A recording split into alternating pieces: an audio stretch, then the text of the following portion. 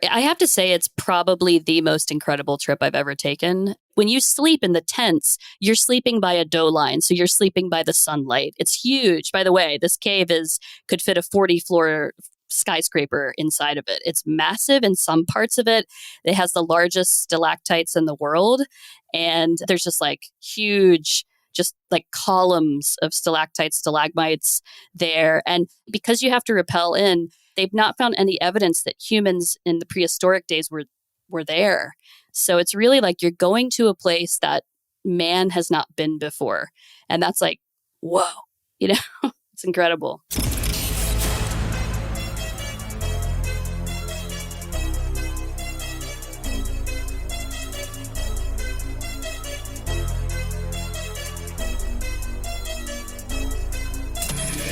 This is the Maverick Show, where you'll meet today's most interesting real estate investors, entrepreneurs, and world travelers, and learn the strategies and tactics they use to succeed. And now, here's your host, Matt Bowles.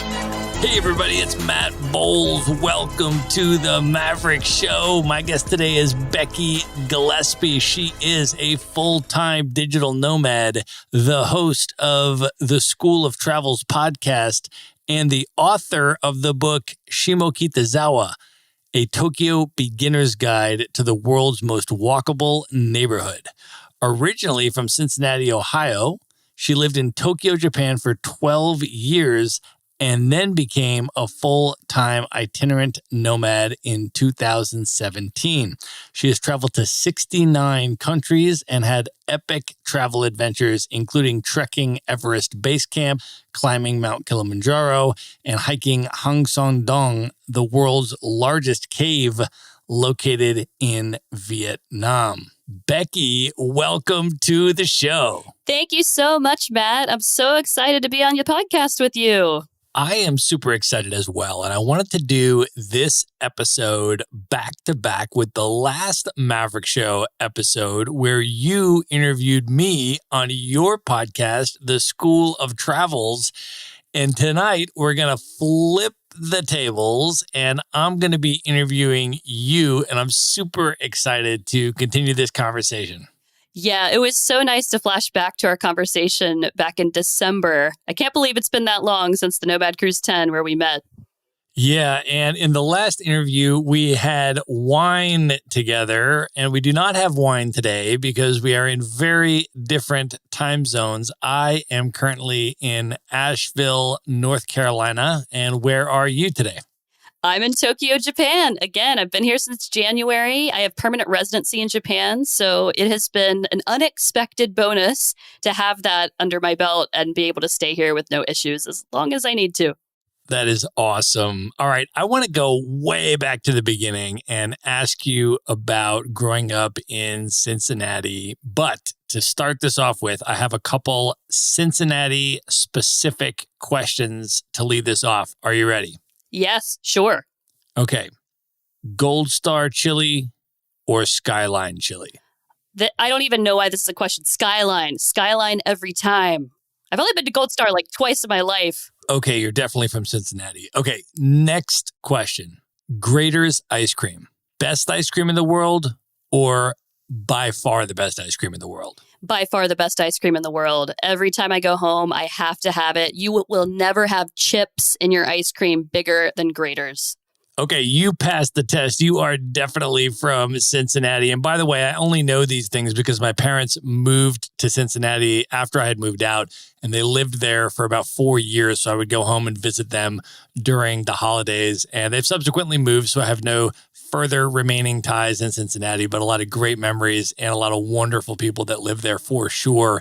But I want to ask you about your experience growing up in Cincinnati and what eventually led you on the trajectory to decide to move to Tokyo, Japan at age 22. Yeah, sure. So I actually love Cincinnati. I love going back there and visiting my family and having these great local foods like you've mentioned. And I think that Cincinnati especially that area, there's a lot of people that they work really hard. They're really down to earth people. And then they also have big dreams. And some people will act on those dreams. And a lot of people actually move to New York City or Chicago from Cincinnati, trying to get in touch with like people from more places in the world. When I was growing up, I didn't actually know a lot of people. I knew one girl from the UK, and I only met her a few times. I mean, everybody was from where I was from, or Kentucky, or a neighboring state. And so, yeah, we usually go to Chicago or New York, but I watched a lot of movies as a kid and I read a lot of books. And for some reason, when I would read these books and see movies that were set in other countries, I actually wanted to go to those countries. I didn't just say, oh, that's nice. I love this movie. I also love Cincinnati.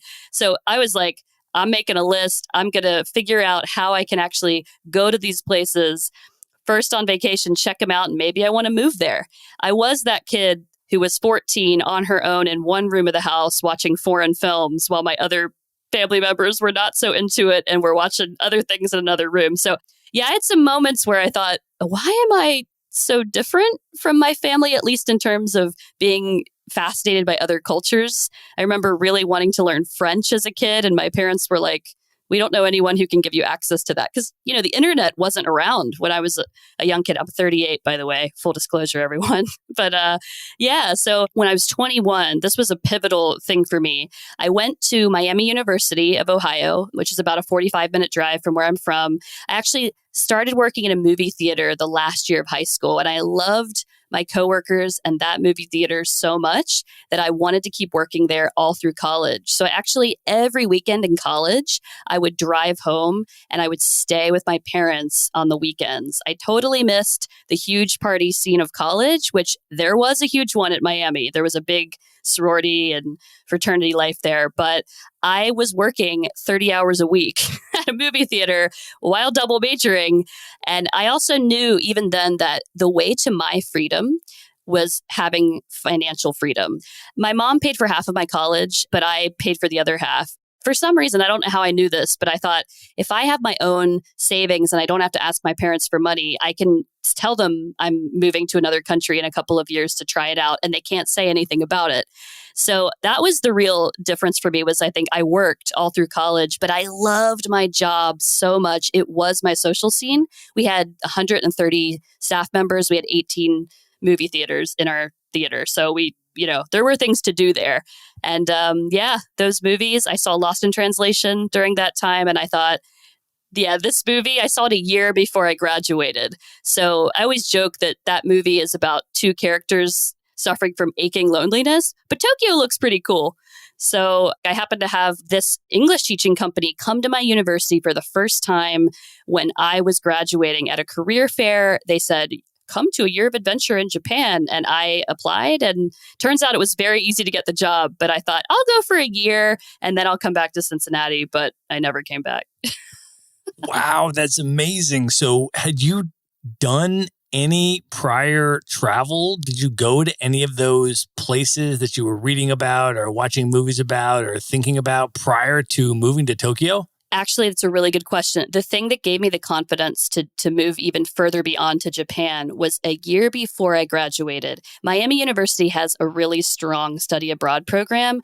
They mostly focused, because I was a finance major, the business school was quite famous. It had a lot of resources. They had this campus in Luxembourg that people would go to for a semester. But I found a program called International Business Summer Abroad, something like that. And it went to 5 different base cities in Europe over 5 weeks, I think it was. And we actually started in London, and we studied from Monday to Wednesday. And then on Wednesday, there were 120 of us in the program in 4 different classes.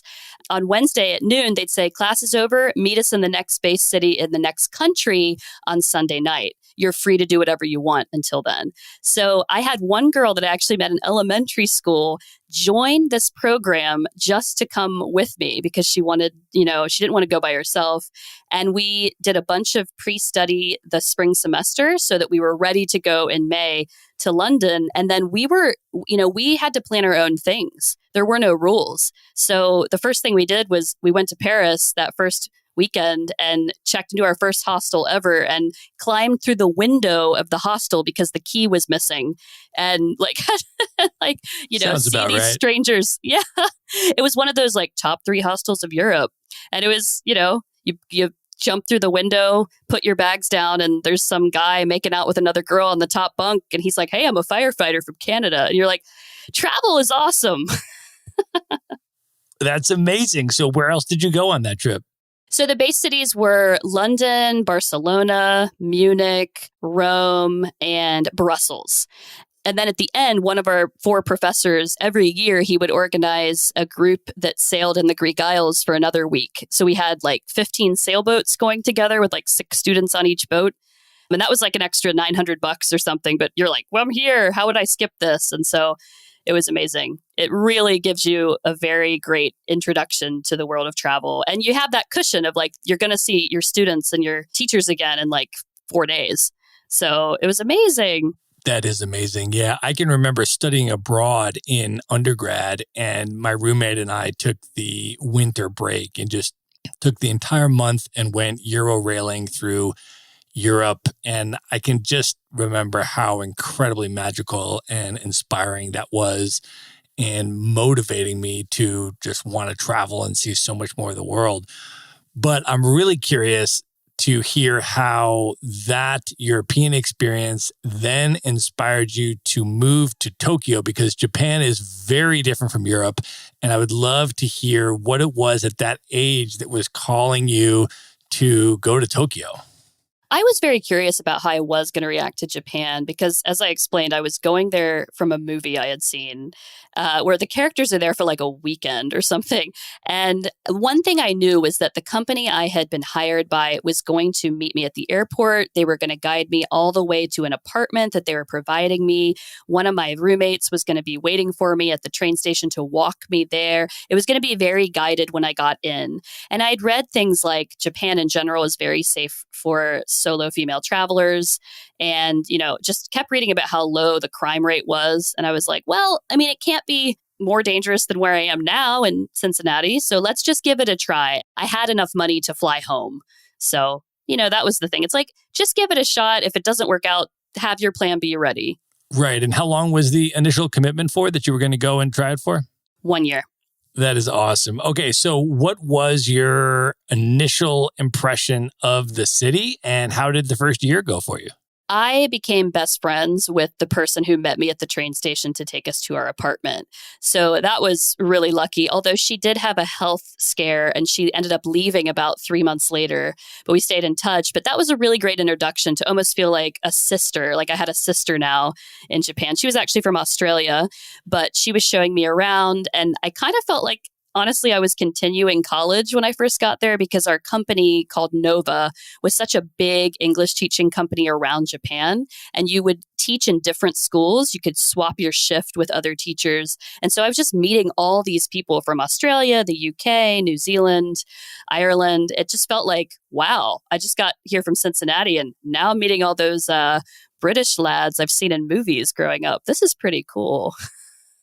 Yeah, Tokyo is a really international city. I've been to Japan now 3 times. I've been to Tokyo twice, and it is just an extraordinary city. It's one of my favorite cities in the world for sure. But I would love to hear your take on it now, because after you spent a year there, you ended up staying for 12 years. So I would love to hear, what is it that you love so much about Tokyo?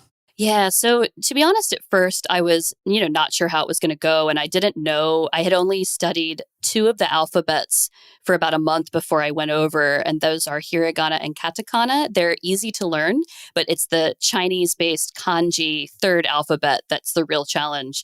So I knew a little bit, I could read a little bit, but I was there thinking like, how am I going to like this? But I just immediately felt at home and I felt so safe there. And I love taking the trains and the buses and not needing a car. I guess I was never like a huge driver when I was back, driving to my job from college anyway. So I just thought this is pretty relaxing. and there's no tipping in Japan. And I found myself being able to save money quite easily because there were ways to find cheap food. There were ways to get part-time jobs on the side. And I realized like, wow, if I start saving up money, Tokyo can be my travel base. It doesn't always have to be about Japan. I can fly from this incredibly international city to Asia to start with. And I actually ended up going to Beijing 3 months after arriving in Tokyo as my first like Christmas vacation from my job. And, the more I saw, the more I just kind of became addicted with travel in general. And so that is a big reason is like Tokyo became my international travel base. And it had health insurance. There's a single payer health insurance plan in Japan that you can have even if you're not working or you're between jobs. And there were just all these things. Like I felt that in a way, middle class life was easier in Japan. And then as you spent more time there and you went on to live there for 12 years and become a resident, what additional things did you end up noticing about the city and coming to appreciate about the city? Right. So some of the things I came to appreciate were, well, number one, which people think of even as a tourist, is the food.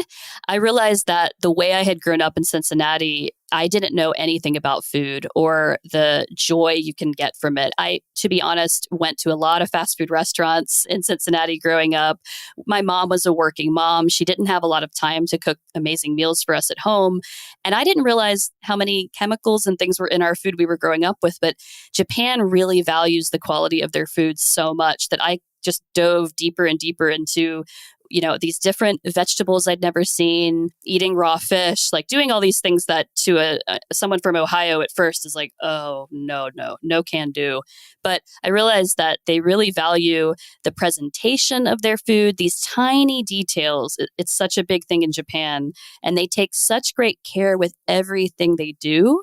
And I realized that that's very important in Japan, but it can take you very far in life.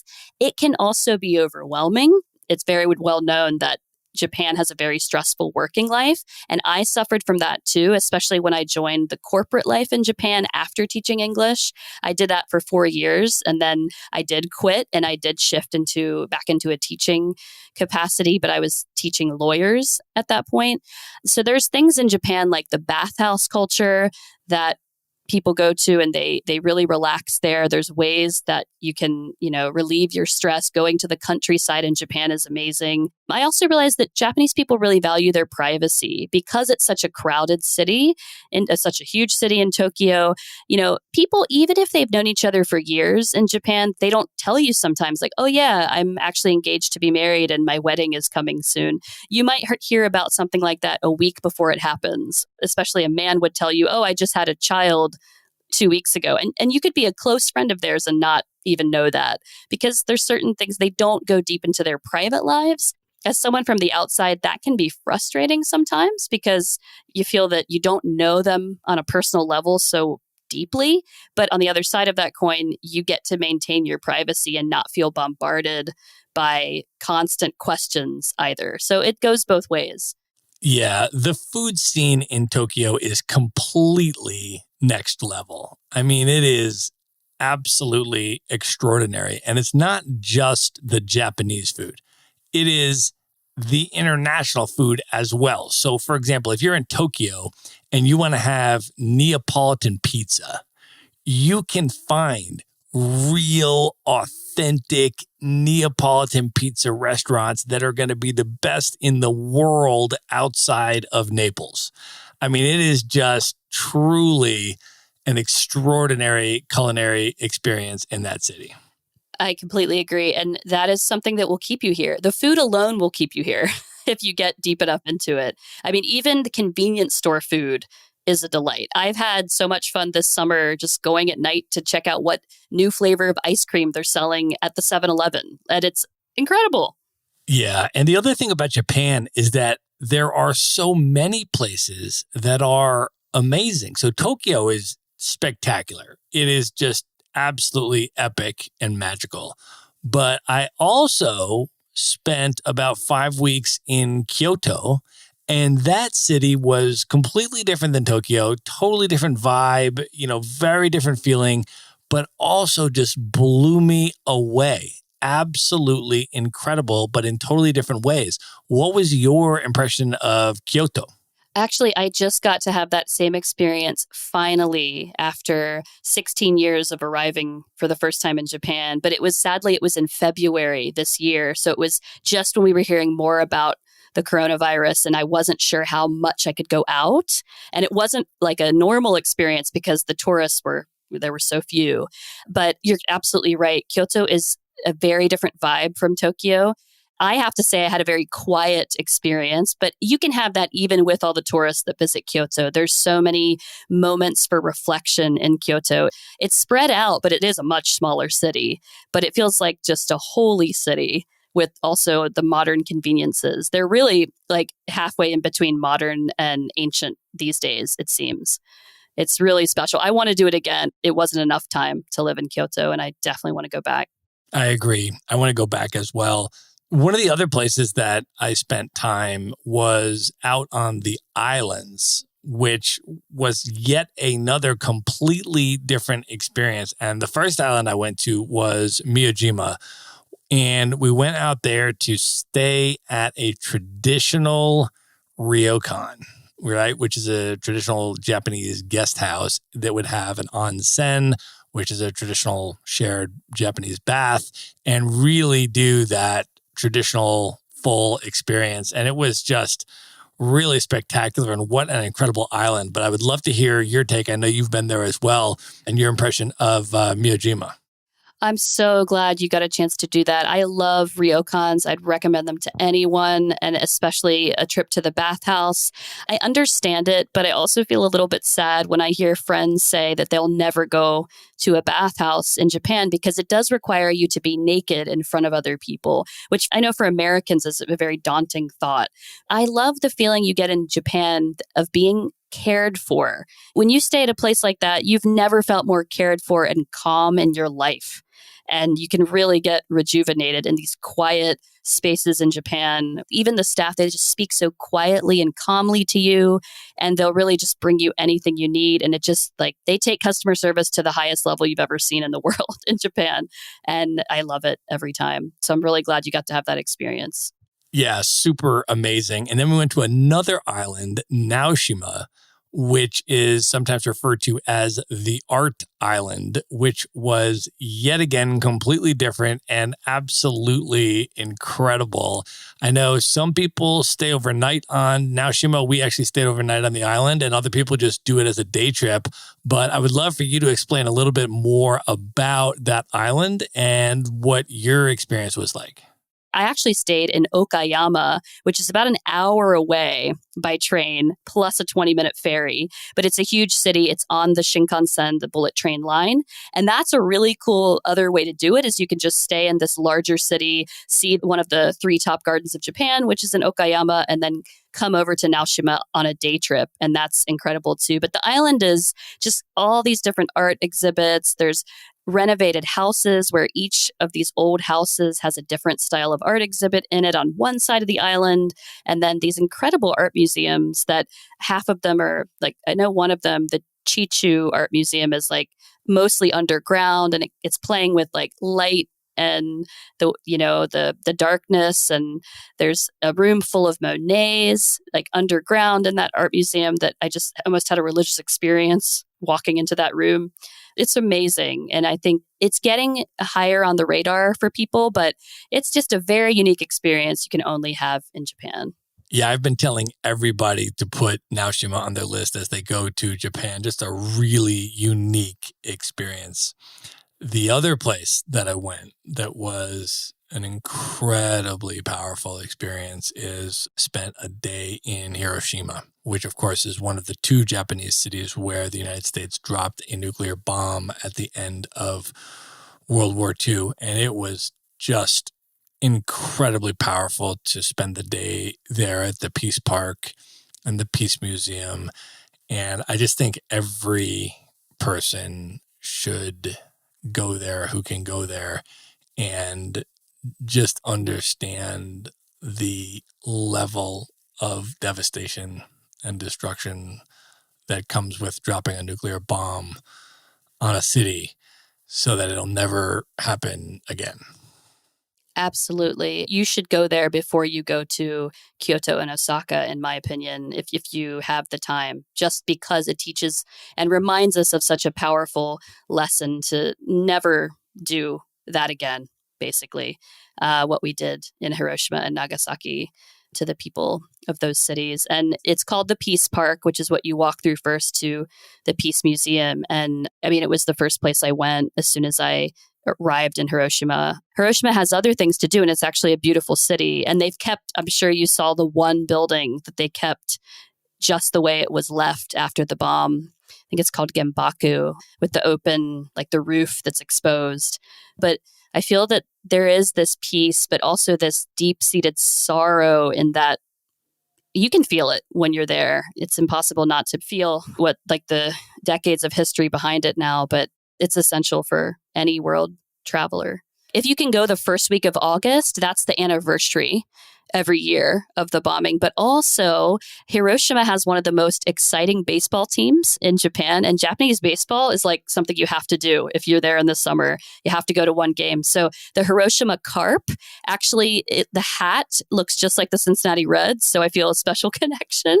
But they are some of the craziest, liveliest fans you will ever encounter. So it's wonderful to do the Peace Museum, but then see the counterpoint, see like the modern side of the Japanese people. You will never see them in a more natural state than in a baseball stadium. It's really fun. So yeah, Japanese baseball is super serious. And you know what else I did when I was in Japan? I went to a sumo wrestling match. Oh, great.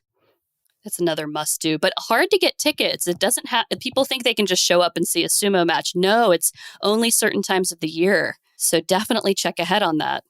Yeah, exactly. So depending on what you want to see in Japan, if you want to see the cherry blossoms or you want to see the baseball season or the sumo season, a lot of that stuff is seasonal. So you can look up, see when it's happening, and then schedule your trip around that.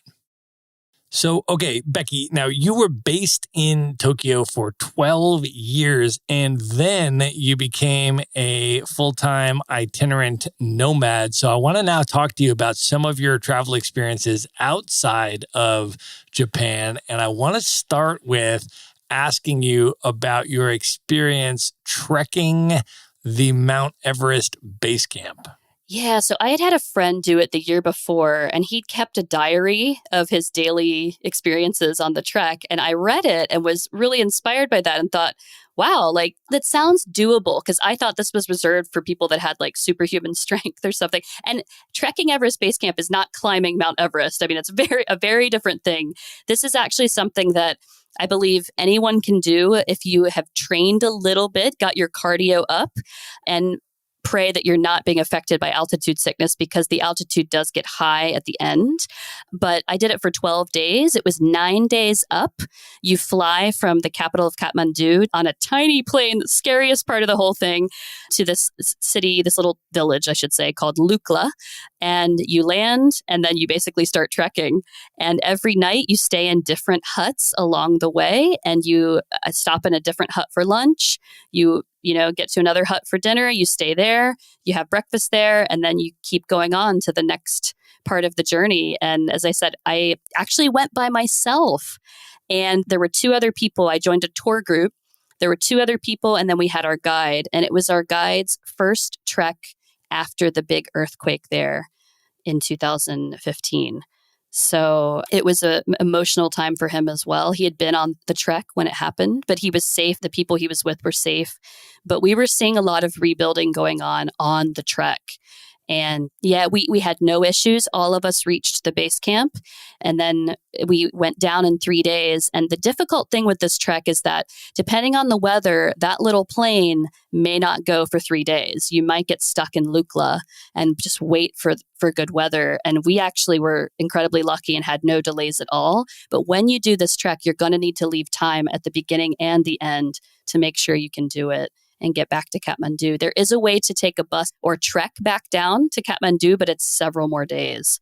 So it's incredible. It's something I want to do again one day. Now, before or after the trek, did you spend additional time in Nepal? So I love Nepal. At that time, I just saw Kathmandu for a few days before and after, but I actually loved it so much I went back the next year and I did a little bit of the Annapurna circuit, which is a different mountain range. And I did only a 5-day trek at that time because I was still working in an office, but I also saw some more national parks. I got to see some rhinos and went to some hot springs. Nepal is an amazing country. I think in the future it will see a lot more visitors, but it's one of the most beautiful countries in the world. So I love the Nepalese people and I can't wait to go back again. I went to Pokhara and there's so much to see there. That's awesome. Well, the other thing that you have done that I've got to ask you about, because I've never done it, although I came close to doing it, but I've never done it, is you have hiked the Hang Son Dang cave in Vietnam, which is the largest cave in the world. And the pictures of this thing are just absolutely bonkers. And I almost did it because I was in Chiang Mai and I was going to go live for a month in Da Nang, Vietnam, which I did on the beach there in central Vietnam. And what I was going to do is I noticed that they opened up a direct flight from Chiang Mai to Dong Hoi, which is where the cave is. And so I was going to fly into Dong Hoi, do the cave, and then go to Da Nang for the month. So I literally had booked a flight. And then I found out that because of my visa situation, I was not able to enter Vietnam through the Dong Hoi airport. It was it's a very small local airport apparently. And I needed to enter through one of the main airports in Ho Chi Minh City, I think is where I ended up entering. And so I was not able to fly into Dong Hoi. So I had to fly into Ho Chi Minh City and go up to Da Nang. And then I was not able to do the hike on that particular trip. So I've still not done it, but I think about it. I dream about it. The pictures of this cave are just next level bonkers. And I'm really excited to hear your experience and how it was. Sure. I have to say it's probably the most incredible trip I've ever taken. And I say that because it's the only place I've ever been where once you get outside of the base city where you leave from with your trek, it's the only time I've ever been in the world where I didn't see anyone else for I think our trek at that time was 5 days on the actual trek. And the only people we saw was our group and the Vietnamese team with us. And it just felt like we were in another world. It was our world. And that this is how life was now. And yeah, like even on Everest Base Camp or a really remote place, you're going to see locals, you're going to see people out there, but you don't see people on this trip. You just see the people you're with and you get to sleep in a cave. We did it for 4 nights in 2 different caves as part of the trek. And it's just amazing. And my tour guide at the time, I remember him saying like, one thing he loves about caving is it's one of the only places left in the world where you truly get away from everything, even cell service. Because even at Everest Base Camp, I was like uploading things to Facebook, I couldn't do that when I went to the cave until I came back because caves don't have that kind of connectivity. So I first want to ask you, like, how did you hear about this cave? I heard about it because I was in Chiang Mai and having conversations with other nomads, and somebody brought it up and started talking about it and then showing pictures of it. And we were just like, where is that and how can we go see it? I mean, the pictures were just bonkers. And so that's how it got on my radar. And then I looked into it and figured out where it was and what it took to get there. And I just simply haven't gotten there yet. But I think it's also the ability to go see it is relatively new, right? Like 10 years ago, you couldn't even go see this thing, right? Yeah. So there was a Vietnamese farmer who found the entrance to the cave during a storm. He was seeking shelter in 1990. But the entrance to the cave requires you to rappel down into it. So he didn't really know what he had fully discovered at that point. And he couldn't find the entrance to the cave again until 2008. And he found it, he shared it with his local people, and the word got out to the UK, actually, where there's a lot of caving expertise. They wanted a team to come in and excavate this cave and see what was really inside. That happened in 2009, and that was the year when the first National Geographic article came out about this cave. That's what I read, and it became kind of obsessed with this idea of one day visiting. And the first tourists got to go in 2013. And it's only when you go into this cave, you can only go in with one tour operator to this day. And it's a joint venture between the UK and Vietnam. They take some Vietnamese guides and some UK caving experts together with you when you go. And they only take 10 people a week. So I think it's changed a little bit since I went. I think the next tour will start before the first one's quite finished. But yeah, you just go with a maximum of 10 people. And we did it 5 days and 4 nights. The first night and the last night, you're in Phong Nha National Park, which is where the base city where you go out from. But the other thing was that, and this may still be the case, I booked my ticket for this in August of 2015 for the time I would be going in February of 2016. So I had to get, like, as soon as they opened for booking, because you can only go to this cave between February and August every year because the water will fill up the cave the other parts of the year. So you have to know that you're doing this and get in and plan. Now, some people will drop out and you can book in, later on, especially if you're one person, but it is $3,000 to do it for the week. So that's the other thing. And I'm sure that's one reason, well, first of all, that there's such limited availability, but second of all, that it costs a lot, that people haven't done it or like, I don't need to do that. But it's such an incredible experience. And you get really good Vietnamese food cooked by the team that come with you as well. So you're not also like trekking through with like eating snacks from your backpack. It's like you get really good meals, 3 times a day. And you're going with really interesting people that have joined this trek with you. I mean, you can imagine who else would want to come on a trip like this. And that's incredible as well. First of all, I miss Vietnamese food so much. I dream of it often. And second of all, we're going to post the name of the cave in the show notes. So you can just go there and then just put the name into a Google image search so you can see pictures of this place. I mean, it is just incredible. I will tell you as well. So people, they thought when I said I slept in a cave that I was in a dark, narrow space in pitch blackness. There's actually 2 what they call dough lines in this cave, and dough lines are where the roof has collapsed. So what really intrigued me about the National Geographic article that I read was that there's a jungle in the cave. And I was like, oh wow, this is like dinosaur prehistoric time. This is like the lost world, when you see the photos. And I wanted to go to that jungle. So like when you sleep in the tents, you're sleeping by a dough line. So you're sleeping by the sunlight. It's huge. By the way, this cave could fit a 40-floor skyscraper inside of it. It's massive in some parts of it. It has the largest stalactites in the world. And there's just like huge, just like columns of stalactites, stalagmites there. And people are also worried about what wildlife they might find in the cave. Actually, there's new species they found, but they're sightless fish. So there's nothing dangerous in this cave that you're going to encounter. But last year, they invited a team of 3 British cave divers who helped rescue the boys in the cave in Thailand in 2018. They invited them to check out, because they had never done cave diving before in the cave.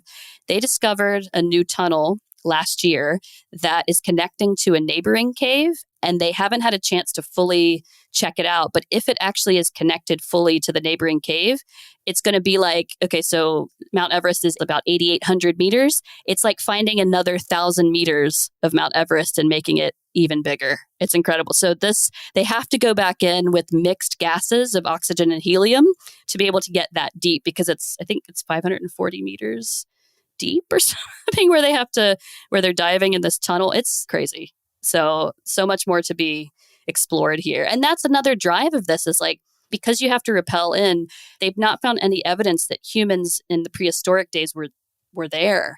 So it's really like you're going to a place that man has not been before.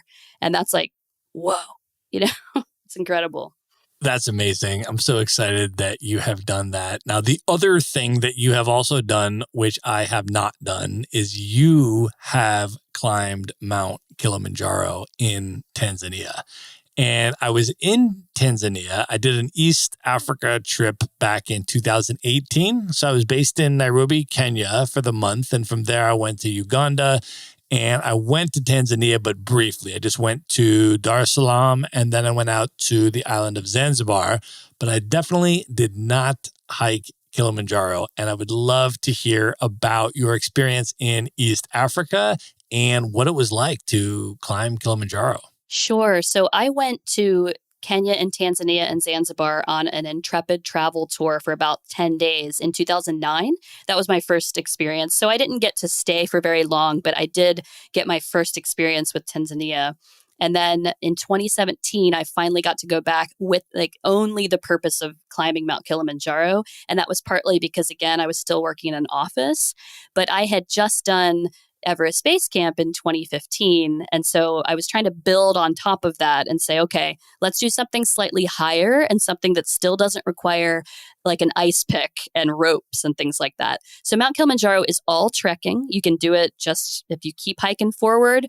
And again, get the right gear in terms of like you're going to need enough water and especially warm clothing. It gets very cold even in summer on the top of the mountain. For example, our water hose or like that we had like camel packs and that those froze on the last night. The last night is the hardest thing I've ever done trekking, which is, you know, you're up all day, you sleep in the afternoon, and then at 10 p.m., it's pitch black already. They're like, all right, get on all your clothes because we're summiting tonight by sunrise. And so you hike for 7 hours straight up, zigzagging, you know, already there's very little oxygen and have to keep going forward, or you don't and you turn around and come back down. But once you get to the top, it's another like kilometer of like across to get to the actual summit. So that's another thing you have to get. It's very thin air up there. You have to keep just pushing forward, but it's incredible. And that flat top of Mount Kilimanjaro is such a unique feature to it. And it's a really spiritual experience.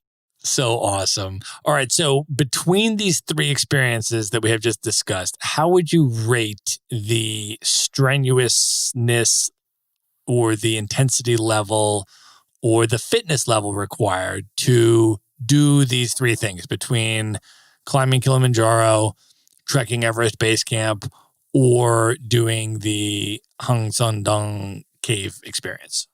So Kilimanjaro would be the hardest, partly because it's the highest and it's that night, that summit night. You don't have to do anything like that for Everest Base Camp. And then Everest Base Camp would be number 2. Hang Son is actually quite easy in terms of fitness. You just have to be very careful with like stepping, and there's no sections of the cave where it's very narrow and you're going to have claustrophobia. There's nothing like that. It's more just you trek for 3 or 4 hours a day on that trek, and then you have nice meals and you get to like go onto a boat and row down the lake in the cave at one point. It's actually really lovely. That's so amazing. I also want to ask your advice, Becky. You have been now to 69 countries and you've done a lot of solo travel. And I would love to ask your tips, particularly for female solo travelers. Any tips that you have? Use common sense. When I'm traveling in certain parts of the world, I would not go out at night by myself. If I did, I wouldn't bring much money with me and I would not be like having my headphones on, being unaware. So that's like the number one rule. But I think just, don't be afraid to talk to people and engage, especially in groups where it feels safe. And I tend to overshare, but I think by oversharing, something about what I overshare connects with people and then they feel at ease. And I think don't be afraid to leave your hometown either and give it a try. You can always come back, not do it again, or pull back and try something different. I think getting over your fears with this is really important to see the rewards on the other side. That's really good advice. All right, Becky, I want to ask you about the School of Travel's podcast. Tell us a little bit about the show and what people can expect when they tune in. Sure. So I liked the name, the School of Travels, because I thought there's so much you can learn from your travels. And that's pretty much where we start with every interview. I ask people where kind of what you've asked me, like, how did you get inspired to start traveling in the first place? Where did that lead you to on your travel journey? Where are you now and how do you continue to travel? During this recent issue in the world with the global pandemic, I've been asking people what they've done, how they've been handling it, and what other people can do to get through something like this in terms of multiple streams of income or focusing on productivity, things like that. And if anyone has not heard the previous Maverick Show episode, number 91, that is me being interviewed by you on the School of Travel's podcast. So I would definitely encourage everybody to check that one out as well. And now, Becky, I want to ask you about your new book, Shimokitazawa, A Tokyo Beginner's Guide to the World's Most Walkable Neighborhood. Tell us how the book came about and what people can expect from the book. Woo woo. Great pronunciation, Matt. This is actually the secret for and the reason for why I stayed in Tokyo so long. This neighborhood called Shimokitazawa, I was sent to as my very first job teaching English in 2004. And the longer I showed up for work and walked around that neighborhood, the more I felt this special vibe of community spirit. And I just was like in love with this one neighborhood. And I was so happy whenever I was walking around the streets. And eventually I moved there in 2012. And I'd be like, I want to wake up every day and just walk really narrow streets, go to all these shops. And I realized a lot of the shops were run by very artistic people with like their own vision of what they wanted their shop to be. There was a lot of music and live music clubs there. And they had festivals every month. Like I'd wake up certain times of the year to like people carrying a shrine down the street and then drinking in the street like a couple blocks down, and the whole neighborhood coming out for things like this, and people coming in from other parts of the city to enjoy these festivals. And I just thought there couldn't be a better place to live than this. And I was just obsessed for a long time with this neighborhood. So about 7 years ago, I wanted to start writing it, but then life got in the way, travel got in the way, wasn't very focused on it. But now I've been here since January and I've been able to make a lot more progress and finally just decided, let's finish this. I'd love for people to discover this neighborhood before the Olympics and just see what a place with community spirit like this has, and hope that they can take some of those ideas or some of that vibe back to their own places where they live and try to get people that live next door to them or live down the street, to connect better, make events, start there, start at your local cafe, see what you can start to build in your own neighborhoods. So yeah, it's a really special place. And I'm glad it's on Amazon now. And I'm really glad that people can hope to start discovering this. Yeah, we are going to link up to the book in the show notes, folks. So you can just go to one place at themaverickshow.com, go to the show notes for this episode, and we will have the direct link to get Becky's book there. And Becky, one of the things that I love that you did about this is you dedicated this entire book to one neighborhood. And this is like a 200 and something page book? Right. There's photos. Yeah, we've got 58 shops that we mention. And I was writing a much longer book, which is why it took me so long as well. I had a friend say, is this for beginners? And I'm like, yep. She's like, they can't go all these places in like a first trip to Tokyo. So finally we narrowed it down. And yeah, it's extensive. It's like a guide to the place. That's awesome. So I should tell you that on my first trip to Japan, I was planning to go and stay for a month in Tokyo. And I asked a friend of mine, I said, where should I stay in Tokyo? She'd spent a lot of time there. She'd also lived there for, years. And she said, honestly, you should spend way more than a month in Tokyo.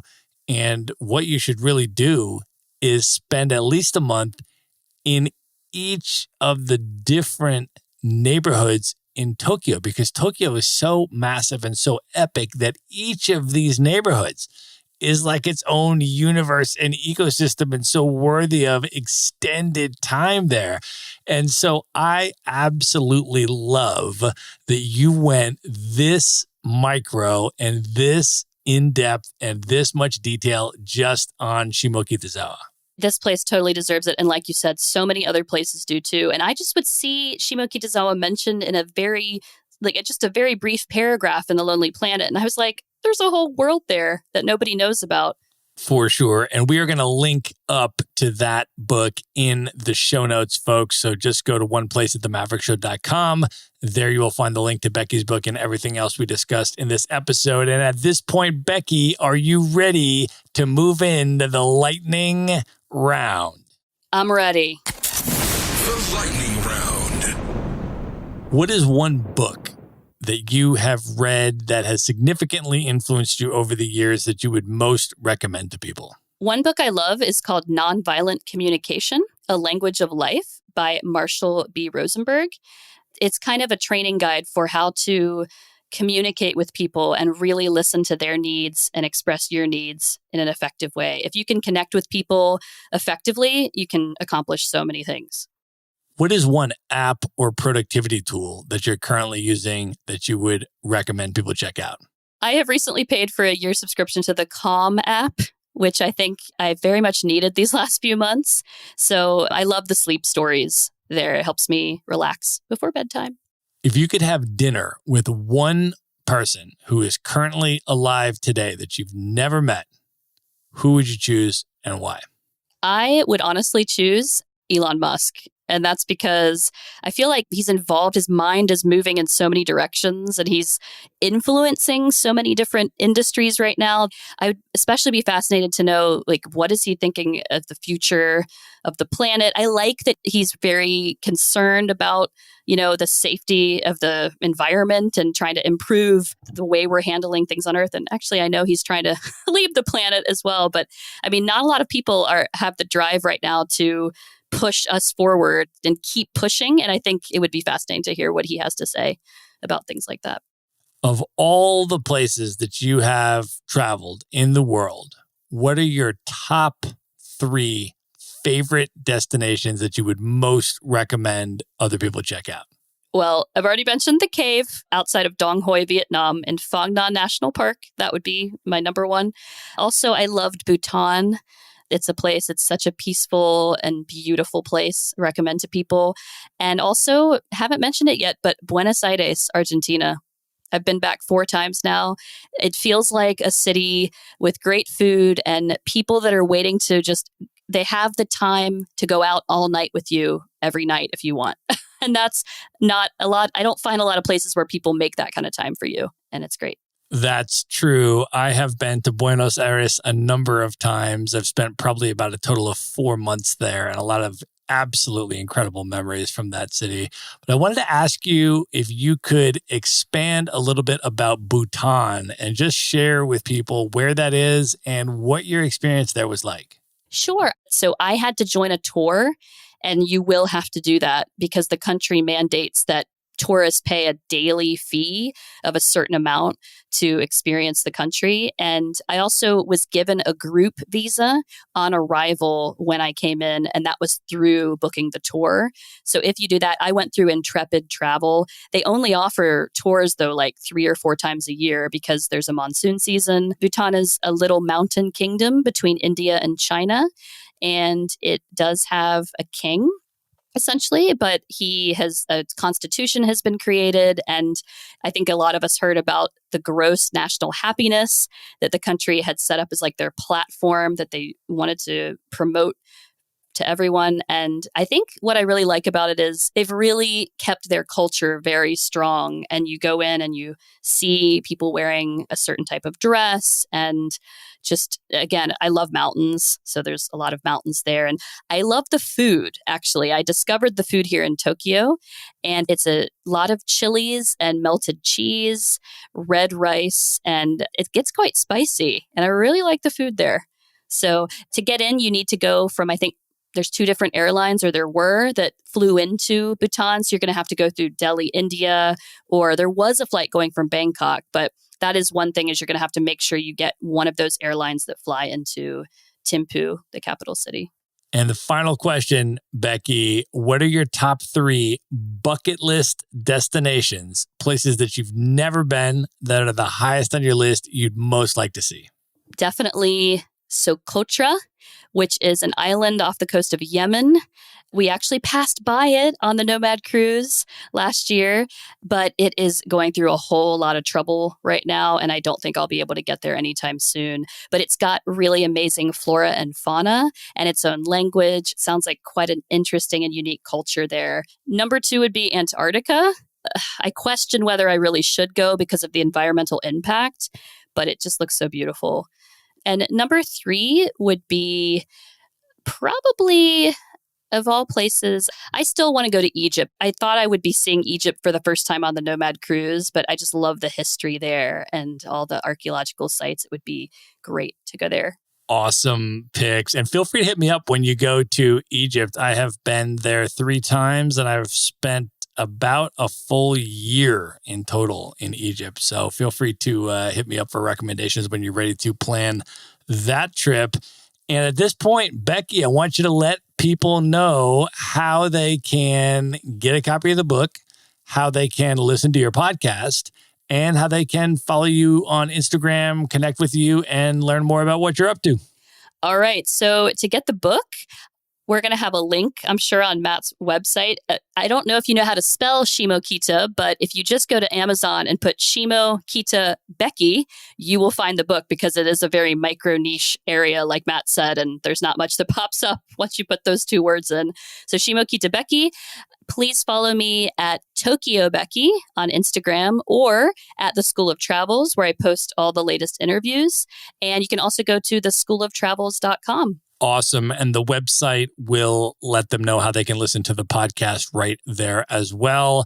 Becky, this has been amazing. I want to thank you so much for coming on the show. Thank you so much, Matt. It's always great to connect with you. Good night, everybody. Be sure to visit the show notes page at themaverickshow.com for direct links to all the books, people, and resources mentioned in this episode. You'll find all that and much more at themaverickshow.com. Learn how Maverick Investor Group can help you buy cash flowing rental properties in the best U.S. real estate markets, regardless of where you live. Schedule a free phone consult today at themaverickshow.com/consult. Now you can buy rental properties with tenants and local property management in place, so you don't have to be a landlord or a rehabber. To get your questions answered and discuss how Maverick Investor Group can help you meet your real estate investing goals, schedule your free phone consult today at themaverickshow.com/consult.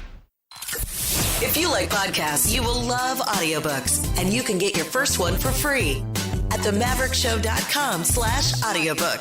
Whether you want the latest best-selling novels or books on investing,